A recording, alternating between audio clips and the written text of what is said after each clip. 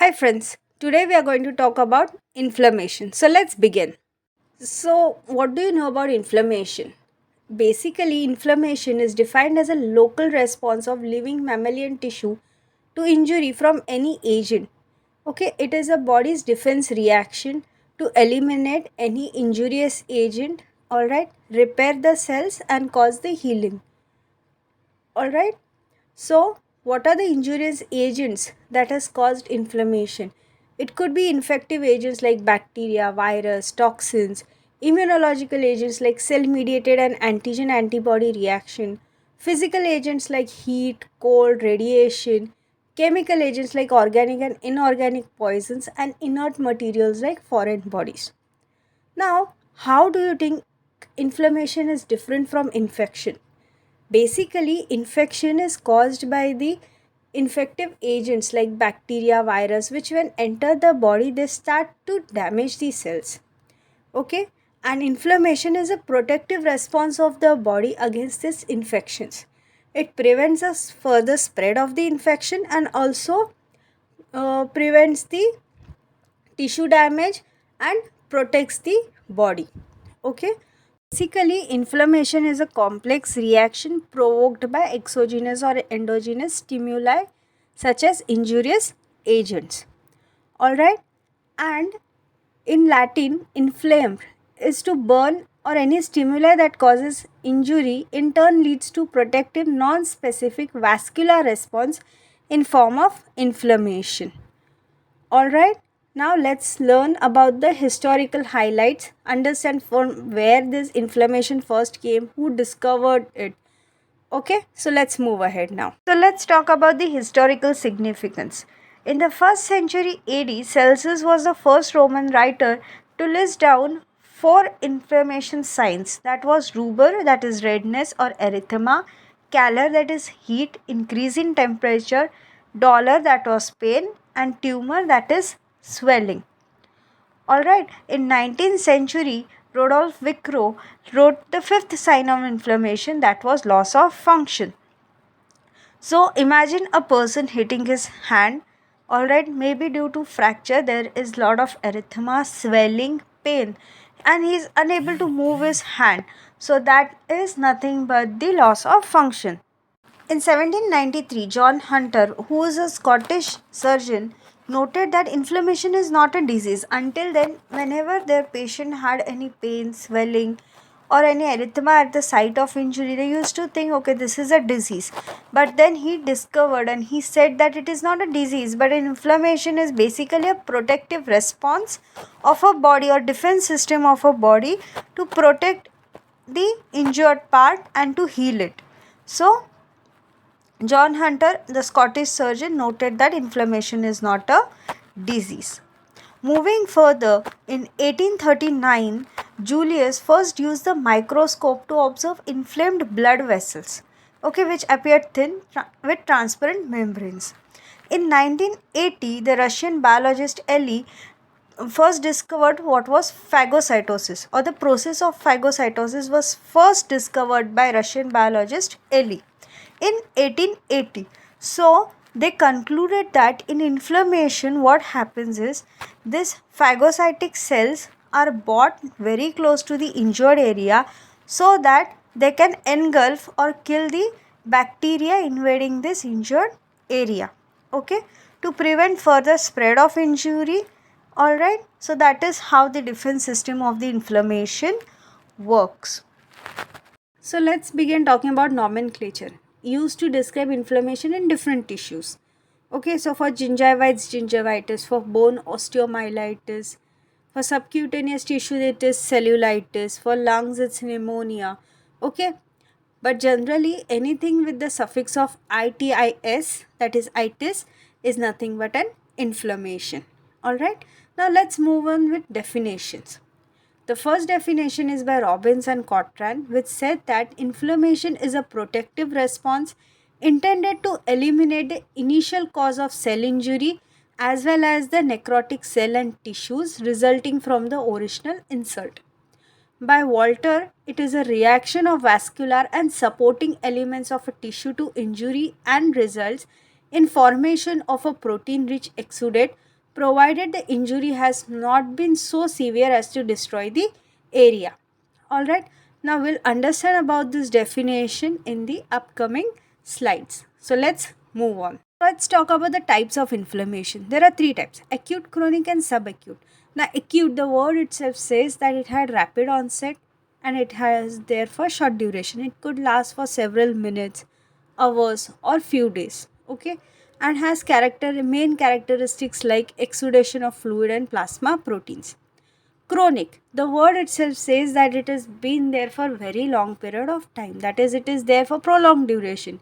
So naturally it has slowest onset and it is the proliferation of blood vessels. It could be fibrosis and tissue necrosis. Okay, then there is subacute, which is slower onset with long duration than acute.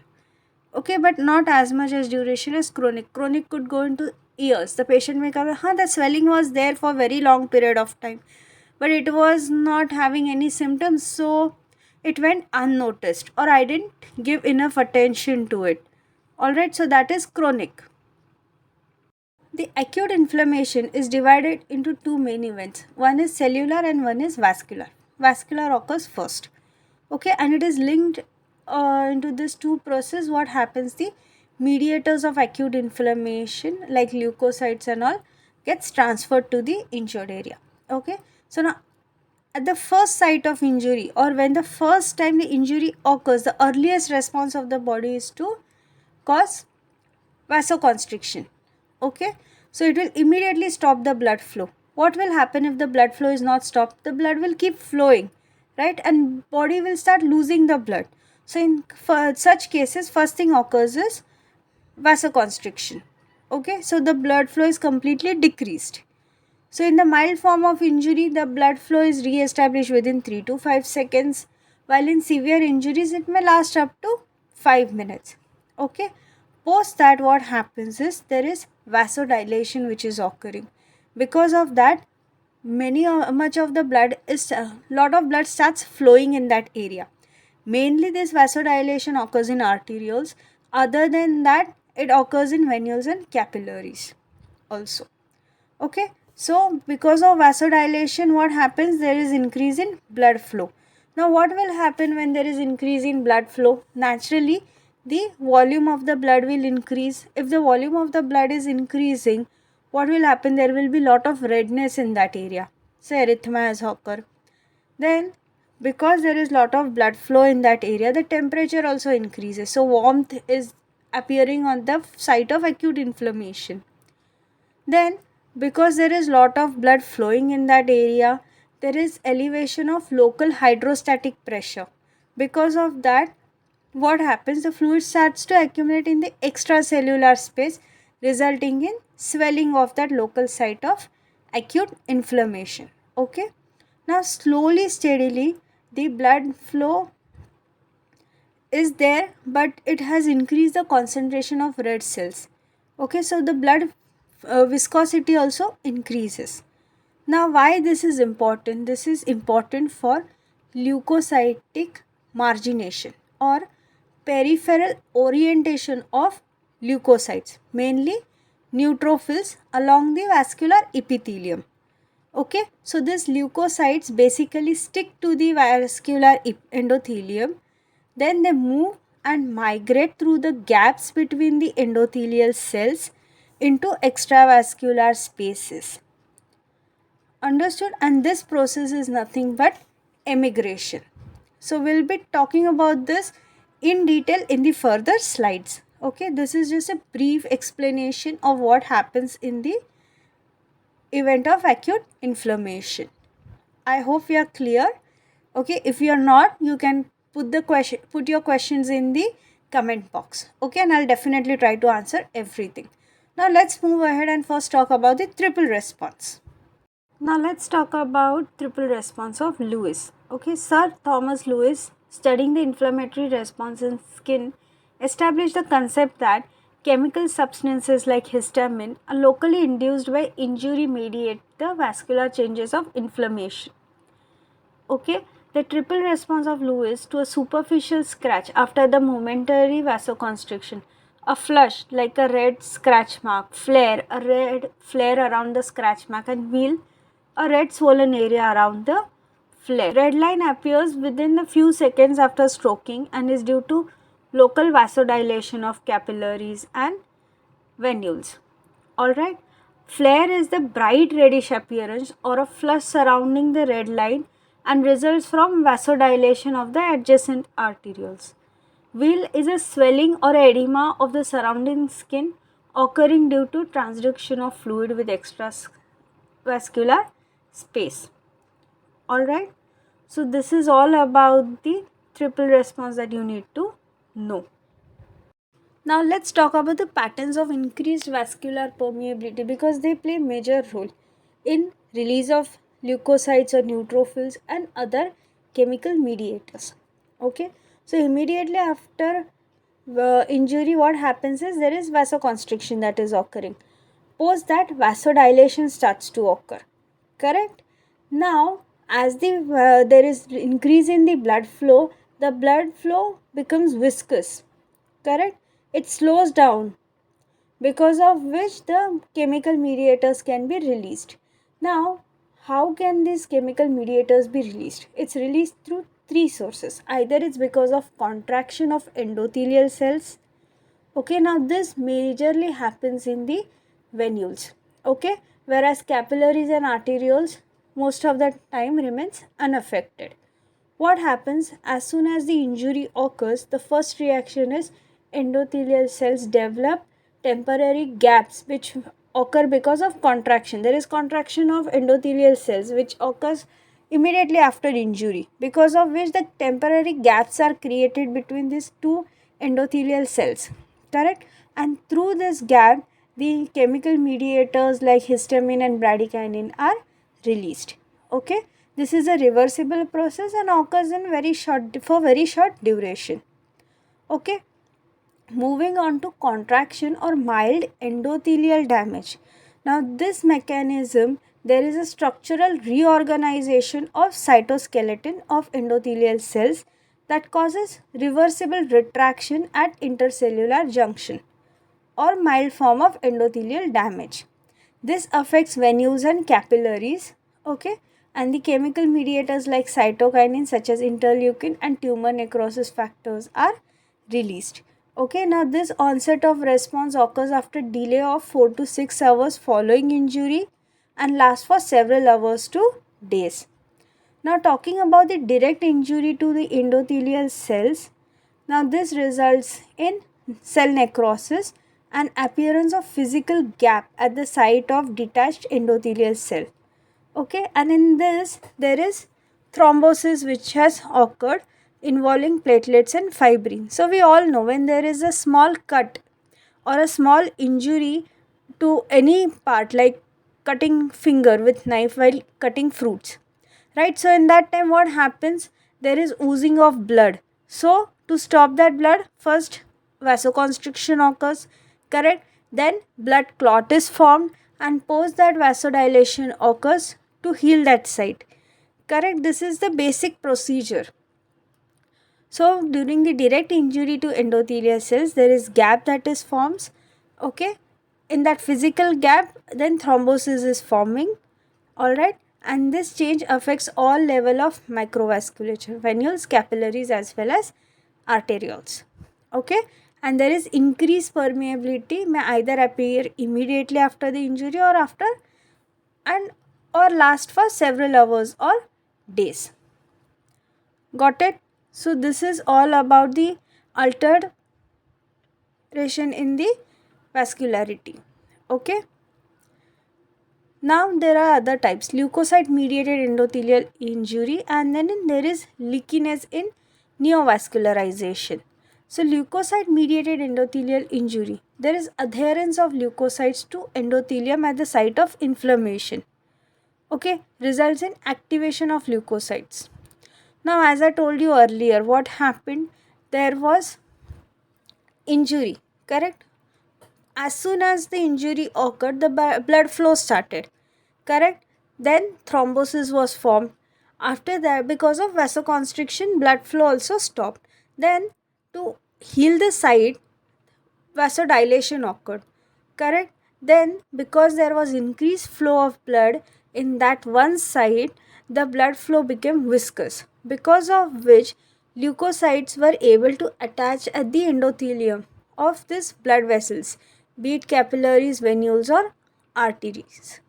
Okay, now because of that, because the leukocytes get attached to the endothelium, there is activation of leukocytes.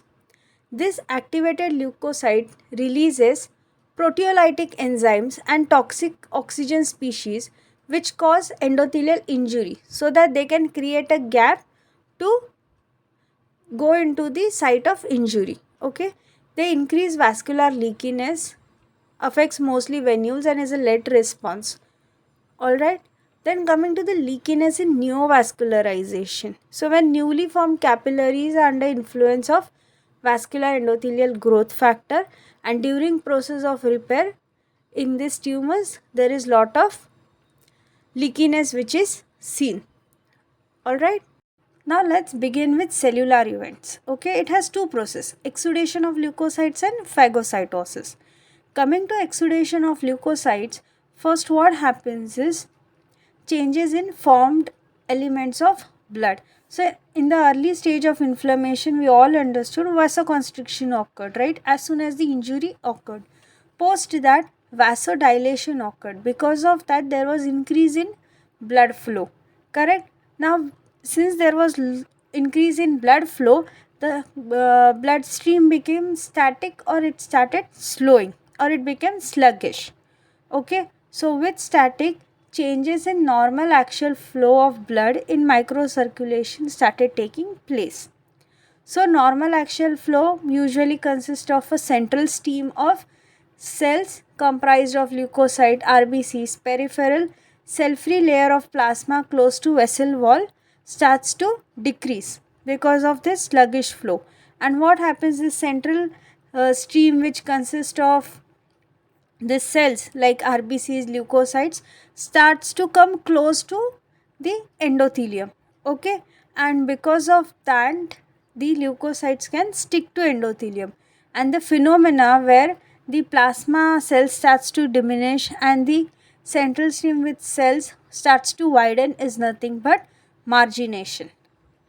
Okay, because of the margination, the leukocytes and all can come close to the endothelium.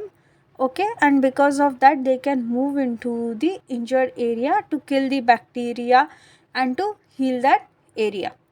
Now let's talk about rolling and adhesion. Now we all understood that the leukocytes or neutrophils came closer to the cell wall, correct? And then what happens is, these neutrophils or leukocytes which come closer to the cell wall slowly roll over the endothelial cell lining of this vessel wall.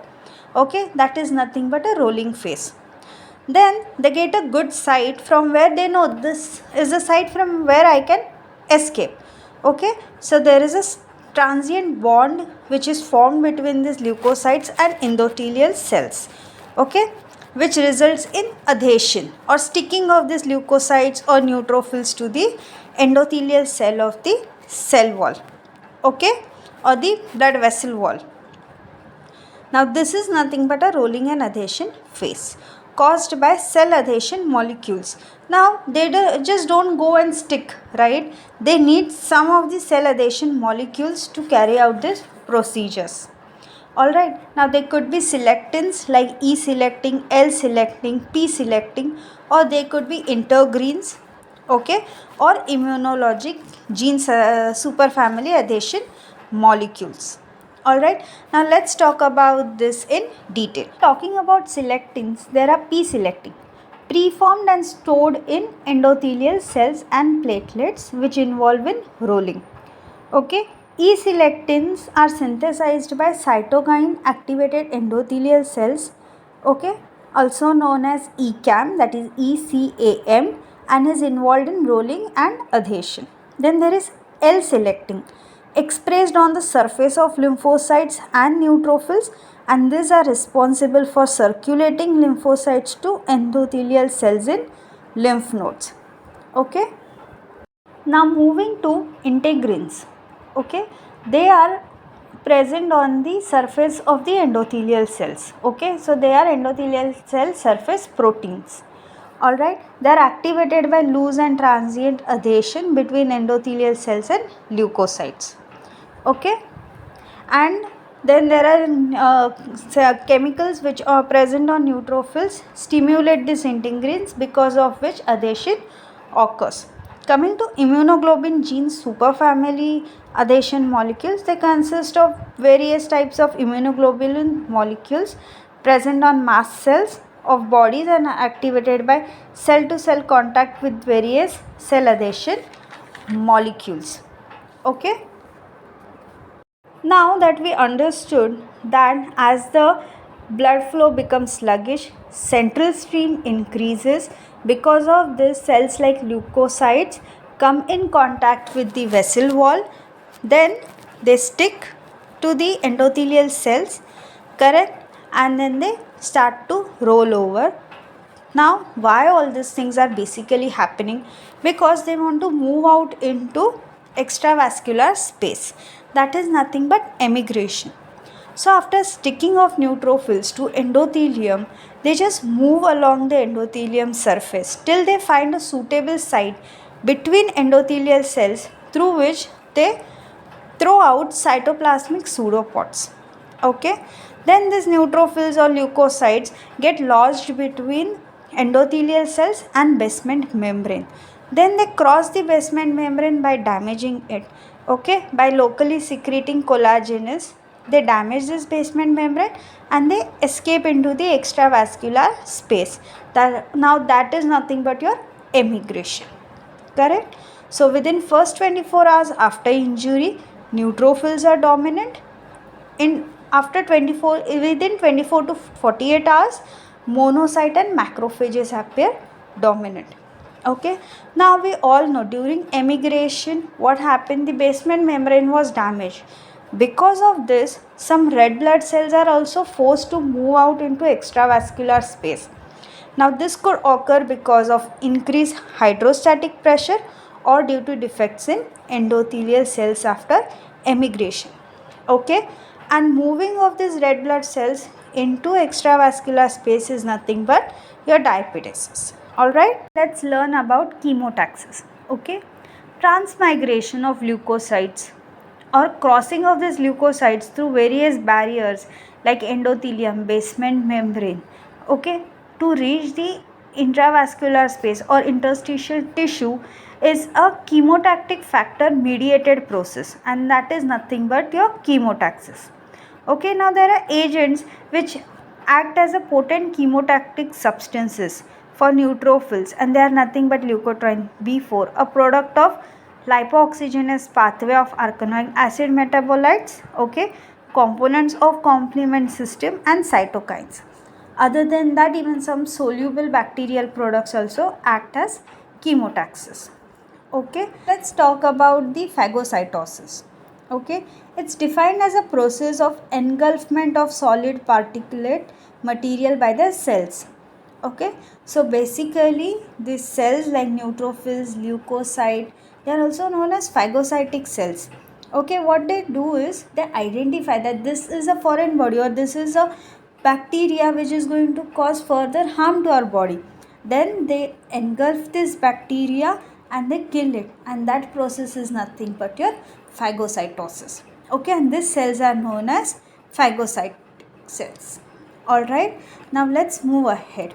Now let's talk about the second step, that is engulfment. Okay, this opsonized particles or microbe bound to surface of phagocyte is ready to be engulfed.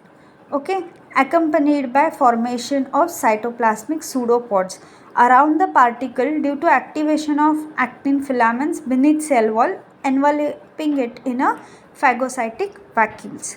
Okay, so basically when they bond, they start forming these cytoplasmic pseudopods, okay, around these particles because of activation of actin filament.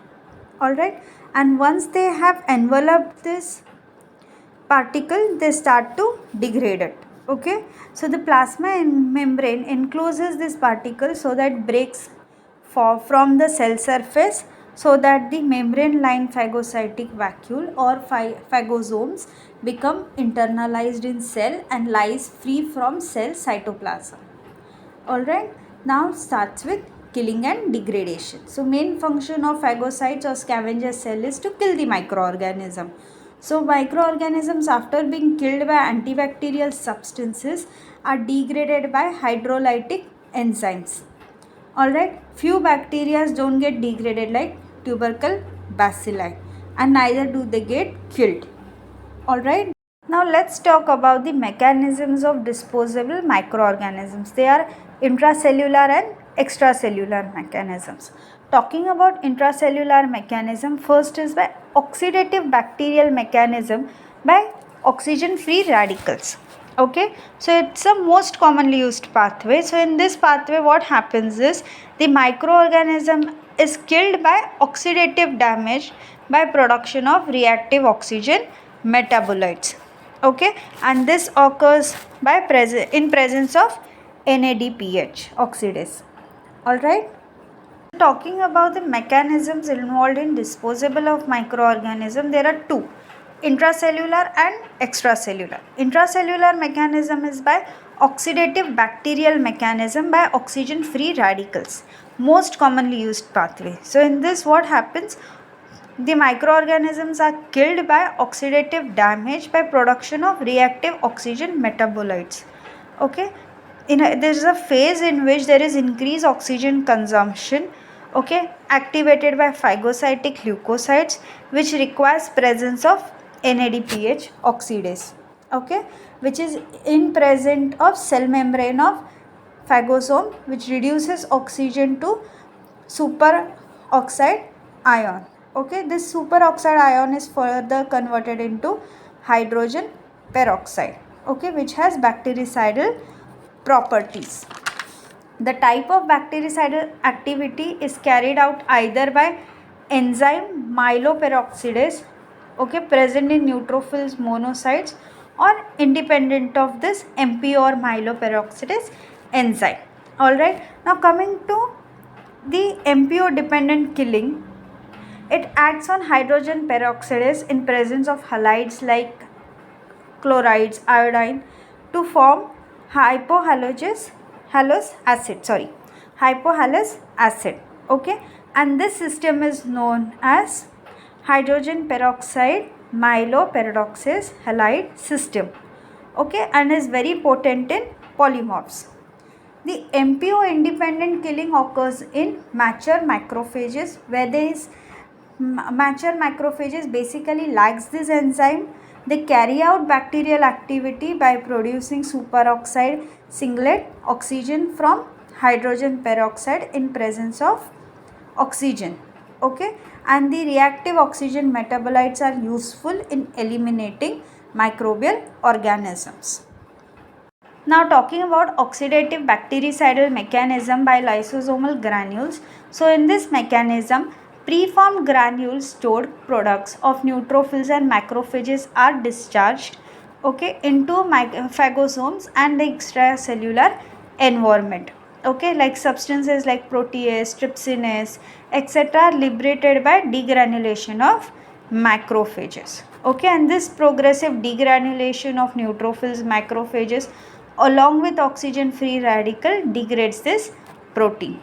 Okay, now talking about non-oxidative bacterial mechanism, here some agents are released from granules of phagocytic cells which do not require oxygen for bactericidal activity, like granules, nitric oxide. Alright, talking about the extracellular mechanism, here granules degradation occurs because of the granules and proteolysis outside cells and by immune mechanism. Okay, like immune mediated lysis of microorganism takes place outside cells by mechanisms of cytolysis, antibody mediated lysis, etc. Okay, like, share and subscribe, and please leave a comment. Thank you.